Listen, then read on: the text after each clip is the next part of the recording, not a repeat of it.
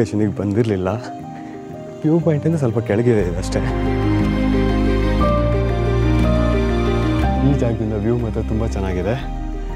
Fog cover ಆಗ್ತಿದೆ ಇವಾಗ. ನಮಸ್ಕಾರ ಎಲ್ಲರೂ ಸ್ಟಾರ್ಟಿಂಗ್ ಪಾಯಿಂಟಿಂದ ವ್ಲಾಗ್ ಸ್ಟಾರ್ಟ್ ಆದರೆ ನನ್ನ ಡೆಸ್ಟಿನೇಷನಿಂದನೇ ವ್ಲಾಗ್ ಸ್ಟಾರ್ಟ್ ಆಗ್ತಾ ಇದೆ. ಮಳೆ ಅವಾಗವಾಗ ಬಂದು ಹೋಗ್ತಾ ಇದೆ, ಆದರೆ ಪ್ರಾಪರ್ ಮಾನ್ಸೂನ್ ಇನ್ನೂ ಸ್ಟಾರ್ಟ್ ಆಗಿಲ್ಲ. ತುಂಬಾ ಪೀಸ್ಫುಲ್ ಜಾಗ ಇದು. ಚಿಕ್ಕಮಗಳೂರಲ್ಲಿ ಸಜೆಷನ್ ಅಂತ ಕೇಳಿದ್ರೆ ಫಸ್ಟ್ ಹೇಳೋದು ನನ್ನ ದೇವ್ರ ಮನೆ ಅಂತ ಹೇಳ್ಬಿಟ್ಟು.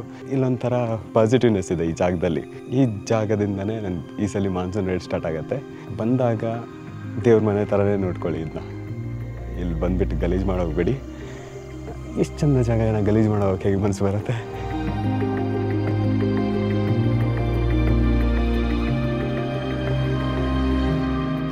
ಈಚ್ ಸೆಕೆಂಡು ಚೇಂಜ್ ಆಗ್ತಾ ಇರೋದಿಲ್ಲಿ.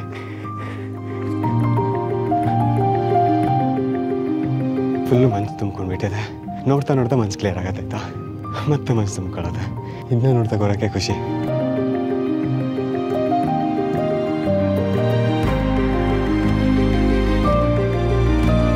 ದೇವ್ರ ಮನೆಗೆ ಬಂದಾಗ ವ್ಯೂ ಎಲ್ಲ ಕಡೆಯಿಂದನೂ ಚೆನ್ನಾಗಿ ಕಾಣುತ್ತೆ. ನಾವೆಲ್ಲ ಗುಡ್ಡದ ಮೇಲೆ ಹೋಗ್ತೀವಿ ಫಸ್ಟು, ಆದರೆ ನಮ್ಮ ಫೇವ್ರೇಟ್ ಜಾಗ ಅದು.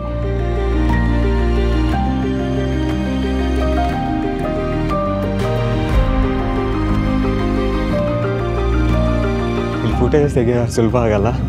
ಕಂಟಿನ್ಯೂಸ್ ಆಗಿ ಫಾಗ್ ಬರ್ತಾ ಇರುತ್ತೆ, ಹೋಗ್ತಾ ಇರುತ್ತೆ. ಕಾದು ತೆಗಿಬೇಕು. ಅಲ್ಲಿ ಶಾಪ್ಸ್ಗಳಿದೆ, ಶಾಪ್ಸಿಂದ ಡೈರೆಕ್ಟಾಗಿ ಇನ್ನು ಮೇಲೆ ಹತ್ತಕ್ಕೆ ಗುಡ್ಡ ಹತ್ತಕ್ಕೆ ದಾರಿ ಕಾಣುತ್ತಲ್ಲ, ಆ ಕಡೆಯಿಂದ ಹತ್ತಿರ ಸ್ವಲ್ಪ ಜಾಸ್ತಿ ಸುಸ್ತಾಗತ್ತೆ. ಈ ಕಡೆಯಿಂದ ಸ್ವಲ್ಪ ಸುತ್ತು ಹೊಡೆದು ಹೋದಂಗೆ ಆಗುತ್ತೆ, ಆದರೆ ಸುಸ್ತು ಕಮ್ಮಿ ಆಗುತ್ತೆ.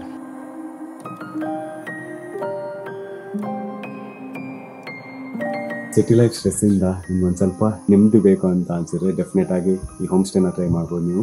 ದೇವ್ರ ಮನೆಯಿಂದ ಒಂದು 10 ನಿಮಿಷದ ದಾರಿಯಲ್ಲಿದೆ. ಇಲ್ಲೊಂದು ಒಳ್ಳೆ ಪಾಸಿಟಿವ್ ವೈಬ್ಸ್ ಇದೆ. ಒಂದು ವಾಕ್ ಹೋಗಿ ಬಂದ್ರೆ ಒಂದು ಮೆಡಿಟೇಷನ್ ಥರ ಅನ್ಸಿರುತ್ತೆ.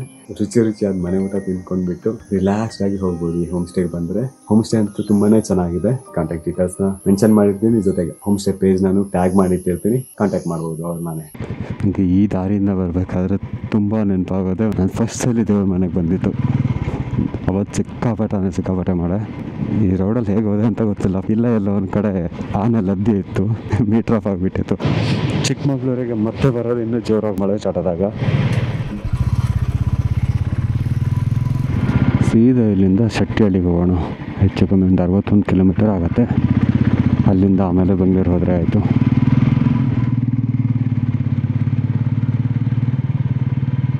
ಮೂಡಿಗೆರೆ ಒಳಗಿನ ರೋಡಿಂದ ಬಂದು ಕೂಡಲೇ ಸಕಲೇಶ್ಪುರ ಹೈವೇ ಕನೆಕ್ಟ್ ಆಗುತ್ತೆ.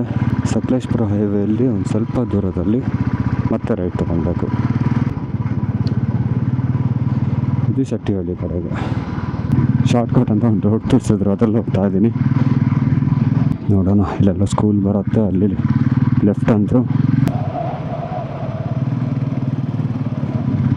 ಸ್ಕೂಲ್ ಇದೆ, ಇಲ್ಲಿ ಲೆಫ್ಟ್ ಅಂತೆ.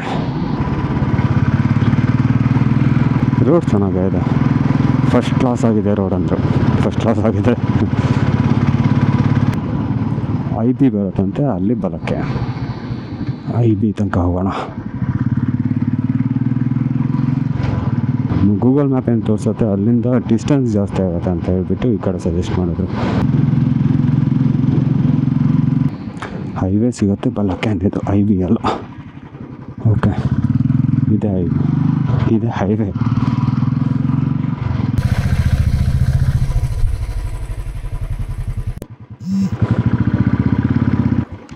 ಶೆಟ್ಟಿಹಳ್ಳಿ ಹೋಗೋ ದಾರಿ? ಆಯ್ತಮ್ಮ, ಥ್ಯಾಂಕ್ಸ್. ನಾನಲ್ಲಿ ಸ್ಟ್ರೈಟ್ ಹೋಗ್ಬಿಟ್ಟೆ, ಈ ಕಡೆ ರೋಡ್ ಹೋಗ್ಬೇಕಿತ್ತು. ತುಂಬ ಶಾರ್ಟ್ಕಟ್ಗಳು ತೊಗೊಳೋಕ್ಕಾದ್ರೆ ಹಿಂಗೆ ಆಗೋದು.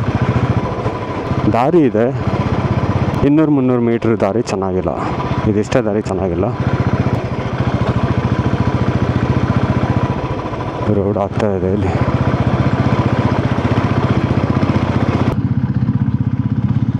ಮಧ್ಯದಲ್ಲಿ ಒಂಚೂರು ದಾರಿ ತಪ್ಪಿದ ಮಗ ಆಗಿಬಿಟ್ಟಿದ್ದೆ. ಶಾರ್ಟ್ಕಟ್ಟಲ್ಲಿ ಬೇಡ ನೀವು ಬರೋದು, ಕನ್ಫ್ಯೂಸ್ ಆಗುತ್ತೆ. ಬರೀ ನಿಂತು ಮ್ಯಾಪ್ ನೋಡ್ಕೊಂಡು ಬರಬೇಕಾಗತ್ತೆ. ಬಂತಲ್ಲ ಅಲ್ಲೇ ನಮ್ಮ ಶೆಟ್ಟಿಹಳ್ಳಿ, ಅದೇ ಬ್ರಿಡ್ಜ್ ದಾಟಿ ಆ ಕಡೆ ಹೋಗಬೇಕು. ನೀರೇ ಇಲ್ಲ ಈಗ, ಸಖತ್ತಾಗಿ ಕಾಣ್ತಿದೆ ಇವಾಗ.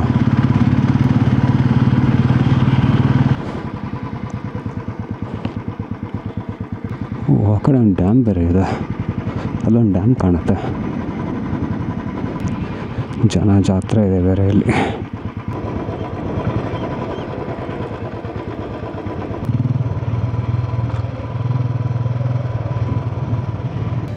ಇಷ್ಟೊತ್ತು ಬಿಸಿಲಿತ್ತು, ವ್ಲಾಗ್ ಮಾಡೋಕ್ಕೆ ಮನಸ್ಸಾಗ್ತಿರ್ಲಿಲ್ಲ.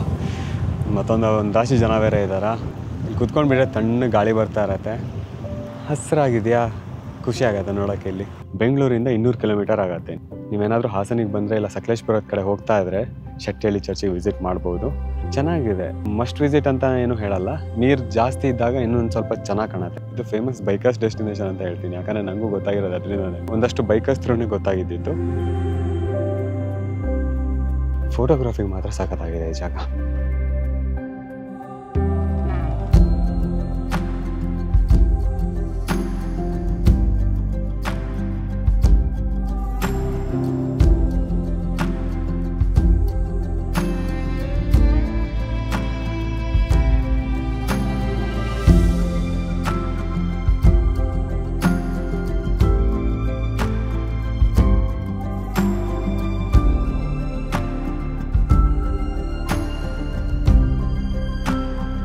ಚರ್ಚ್ ಮಾತ್ರ ಅಲ್ಲ, ಅಲ್ಲಿ ಕಾಣೋ ಬ್ರಿಡ್ಜ್ ತುಂಬ ಚೆನ್ನಾಗಿ ಕಾಣುತ್ತೆ.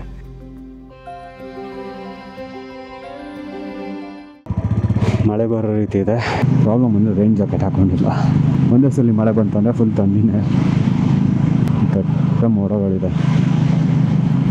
ಎಲ್ಲಿ ಮಳೆಗೆ ಸಿಕ್ಕಾಕೊಂತೀನಿ ಗೊತ್ತಿಲ್ಲ. ಅಲ್ಲಿ ಮಳೆ ಆಗ್ತಾ ಇದೆ ಈಗ. ಇಲ್ಲೇ ಮಳೆ ಬಂತು.